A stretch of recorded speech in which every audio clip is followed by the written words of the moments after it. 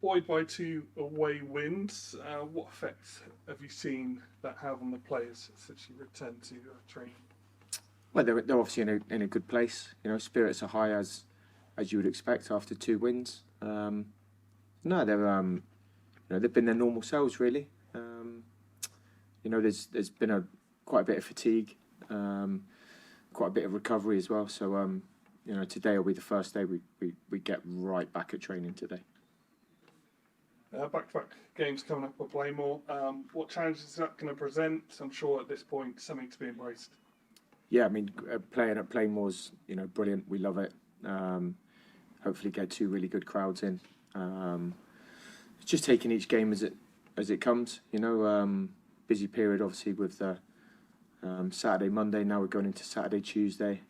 I think after the Welling game, which is obviously a week on Saturday, I think everyone then can evaluate where they are and what the start has been like for them, and we can all breathe a little bit. I think it's been a pretty relentless start. It's a relentless season anyway, but if we look further ahead than the next game, then I think you're asking for trouble really. We're fully focused on Aveley on Saturday. Team shares top spot in the table. How do you look at that at this point in the season? Is it just something for the team to gain confidence with? I don't look at it.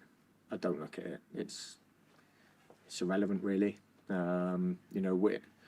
We have to concentrate on ourselves. We've got a lot to improve on. If we start getting caught up looking at the league table after 5 games, I think you're struggling. I don't think whether you're top or bottom, I don't think anyone should be paying too much attention to a league table in August. In terms of fitness ahead of Saturday's game, where do we stand? Yeah, I mean Jordan Dyer's the only absentee other than Matty Wanacott, obviously.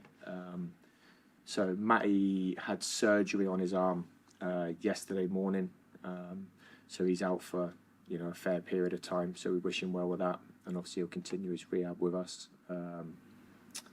And Jordan Dyer is a little bit concerning.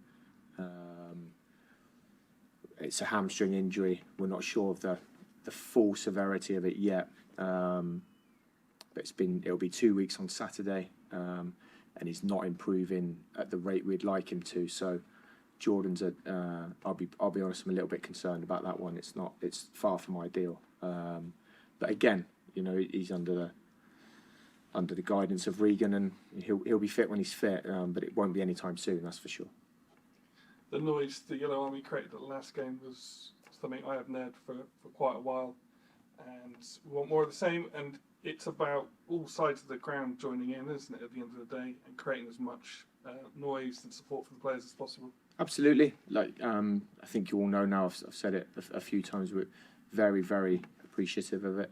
It's a huge motivation for us. It helps hugely. I think when the crowd are like that, I think we get an extra yard out of the players, an extra little bit of good play out of the players. They feel it and they hear it. And like I said, they're very appreciative of it. It's and I've said many times it is up to us to keep the crowd up and keep them going and get them singing and cheering. It's 100% up to us to do that. What sort of challenge is Aveley going to give us on Saturday?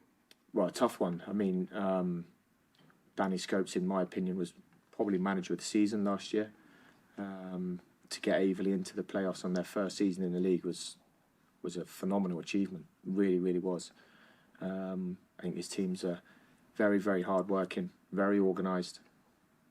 They haven't had a great start to the season, but like I just said to you, anyone who knows football's not looking at league tables in August. That's a silly thing to do. So we know we're in for a tough game, and Aveley, they've got a striker I really like in Charlie Hughes up front, and they've got pace in wide areas. So we know we're in for a tough game, and it's as every game is. It's a really boring answer, but there's no gimmies at all. Paul, you mentioned there about the fact that there is still room for improvement in your side. Where would you like to see? Where does that improvement need to come, in your opinion? Everywhere. Across the pitch. Everywhere. The day I sit here and say we don't need to improve is, it's. I won't be managing Torquay United. It's we're always under constant improvement. Myself, my staff, the players, attacking, defending, fitness, relationships, in possession, out possession. We got to improve everywhere. Set pieces, defending, for and against, throw-ins, for and against. It's endless, but we need to improve everywhere. Would you say in the last couple of games, I mean, the results have sort of spoken for themselves, haven't they? 4 wins from 5, and I know you're not looking at league tables at the moment, but would you say there's been an element of a little bit of luck on your side in the last couple of games, maybe with how Dorking didn't find their equaliser on the Saturday and the winner on Monday? No, I don't go with that at all. I don't think we've been a lucky team. I think we've worked very, very hard. I think so James Heyman makes a save against Enfield in the last minute. We should have scored 6 goals before then. So is it lucky that Enfield missed that chance and Hammy saved it, or is it unlucky for us missing the chances? I'm not one for luck. No, so like just across the board, sort of getting on, moving on, getting on with it, that sort of thing. And I know for you, you're sort of saying you're looking at the next game, but I just wonder, when we spoke last week, the games in quick succession, you had maybe 1 or 2 team selections in the back of your mind. Is there something similar going on this weekend at all? Perhaps have you got sort of Tuesday night in the back of your mind? I think you know me by now. As Tuesday's not in my mind. Saturday, Monday, you can't help, but no. It would be very unprofessional of me not to have certain things in my mind. I didn't pick Monday's team until I woke up Monday morning for the Chesham game. So I've got not 1% of my brain is thinking of Chippenham on Tuesday night, and it won't do until 5 o'clock on Saturday. We're not good enough, and I'm not good enough to start looking ahead at other games and picking teams and trying to be clever with my squad. I just don't get any manager who says that. I'm not good enough to do it. So it's game by game. Game by game. Be interested to know your thoughts on. We've heard in the last week about the community shares. Within the club from the supporters has sort of smashed its 100,000 target, which is great. I just sort of wondered on your reaction to that. I mean, it goes to show that people are sort of putting their monies where their mouths are when it comes to Torquay and the supporters. Yeah, no, it's fantastic. It's it's my job is the football side, but obviously I'm aware of what's going on, and I just think it shows the togetherness at the minute, the feel-good factor, and that's all down to the owners. I think the 6 of them. That's on them, and they've bought that feel good. And they're fantastic people, and I think the fans have bought into it, which is great, phenomenal. Brilliant, thank you. With Jordan Dyer, you obviously are. You've mentioned that it's a worry for you at the moment. Might it involve some sort of reassessment at some stage to try, or is it just a case of might he need surgery or? No, I don't think so, Dave. Right. I don't think so. Okay. It's just, when I say it's concerning because he's a top centre back. Yeah. And it's not a tweaked hamstring. No. He's going to be back in 2 weeks. Yeah. He won't require surgery. Right. I'm 99.9% sure. No. But it's concerning as in it's going to be I think a 6 to 8 weeker. Do you know what I mean? He's not going to be fit. He ain't going to be fit in September. No. And you haven't seen any improvement or significant improvements. No, I mean, I'm not a medical person, but I know that no. he won't be fit for September, Dave. No. Which is a long time. Yeah. Bearing in mind, he's already missed 2 weeks. It was Quite, the Farnborough yeah. game, wasn't it? So. Yeah.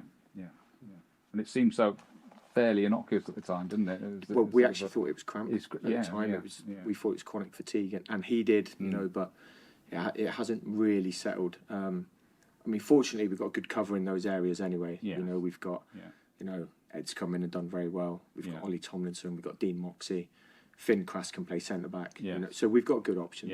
Yeah. A unit that at one time we thought, my goodness, they've got all these centre halves. It's actually turned out to be I mean, pretty useful. There was reasons for signing, that many. There's a few of them can dual role as well. Yeah. So.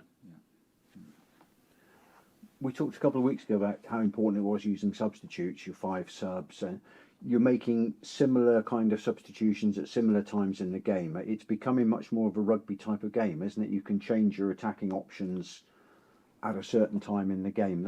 Is that becoming more of a tactic now? Yeah, I think so. Yeah. Some of the subs have been almost decided before ball's been kicked.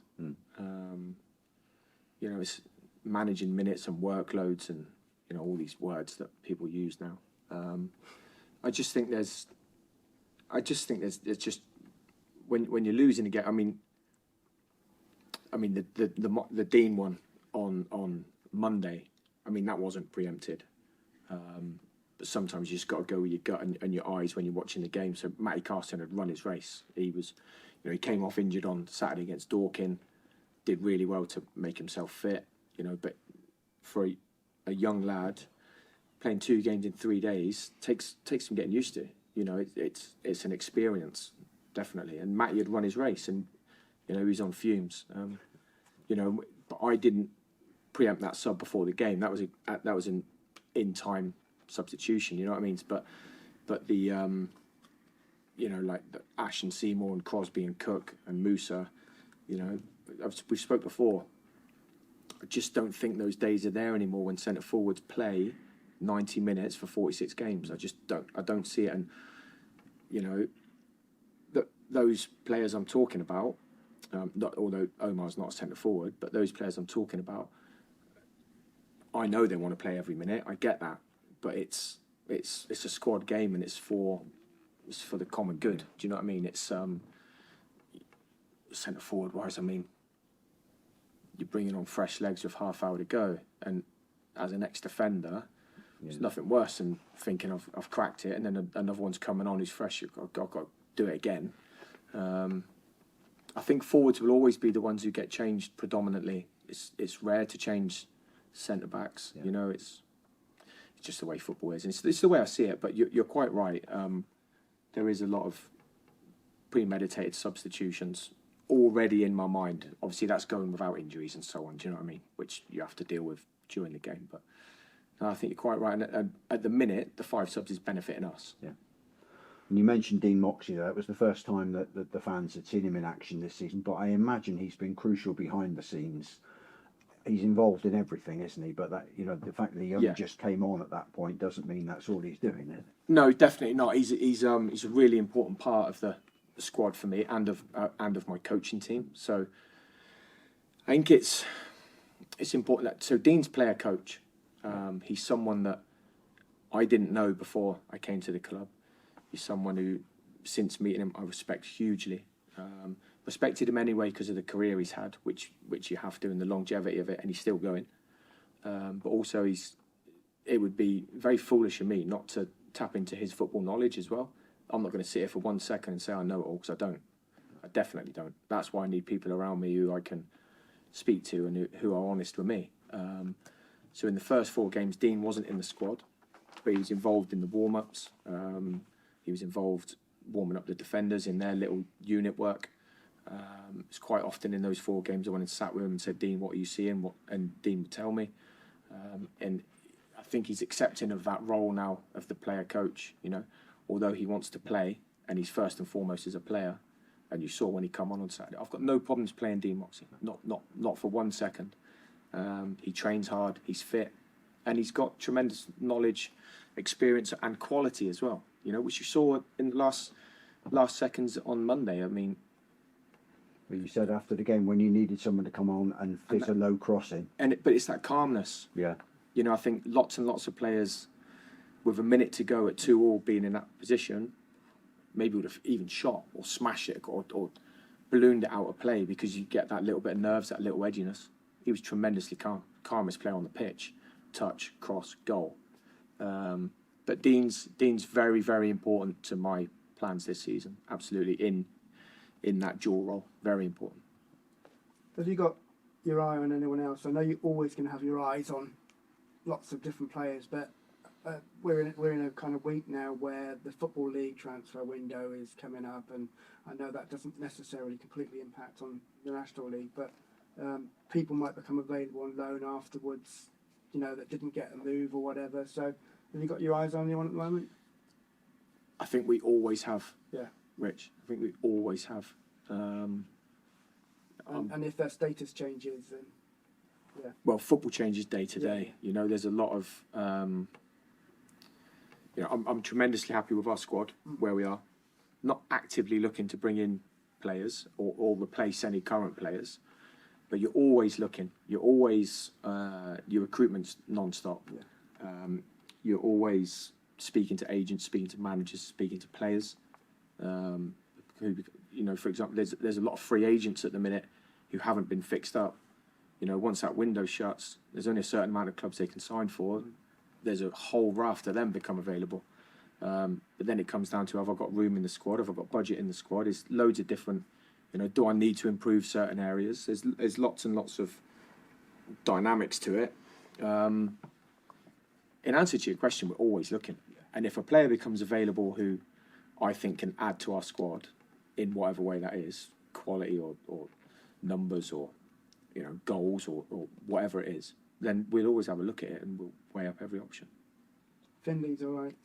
That was just resting. Finn Krask was fit for Monday, but Finn is obviously, again, it's that managing workload one. He would have been at really high risk of not available. With the injuries he had last year, we have to manage him. He's a really important player. He's a fantastic defender, fantastic, tremendous athlete, as you've seen in the Bath game. I mean, a Dorking game. That's his first 90 minutes for a long time, 8-9 months, I think. And he was fit, and he declared himself fit. That was my choice, and I just wasn't worth the risk. And obviously we got Finn Tonks, who's more than adequate. Yeah. He's been all right, isn't he? A young lad. We love him. Sometimes it's until they're on the pitch in a competitive game, you don't really know what you're going to get, do you, with a young lad? But you've hit the nail on the end. He's without being he's a baby. He's learning, and he's a brilliant athlete. I mean, you don't get a 3-year contract at Bournemouth if you can't play football. He's made an impact in nearly every game he's played. So I thought he was brilliant when he came on against Dorking. He came on as a sub as left side. Yeah. I thought he'd done really, really well. Closed down a couple of people in front of the pop side. And that goes back to what I said. It's up to us to get them up. The pop side jumped up. A tackle gets everyone going. That reared them up, and it gets you through the last 4 or 5 minutes. Yeah. His reaction time is very good, isn't it? When things go wrong, he reacts very quickly. Yeah, he gets over disappointment quickly. Yeah, he's a good kid. Yeah. Really good kid.